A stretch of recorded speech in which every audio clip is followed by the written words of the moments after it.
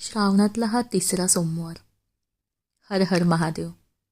तुम्हा सगळ्यांची इच्छा महादेव लवकर पूर्ण करो. मला तुम्हा सगळ्यांसोबत शेअर करायला आवडेल. पेशन्स म्हणजेच धीर माझ्यामध्ये आधी अजिबात नव्हता.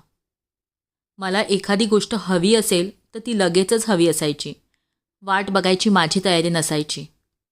पण म्हणतात ना, वेळ, काळ, परिस्थिती माणसाला सगळं शिकवून जाते. सगळ्यात जास्त म्हणजे वेळ. जसजसे दिवस जातात, आपण मोठे होतो, वर्ष सरतात, आपल्याला खूप काही समजायला लागतं.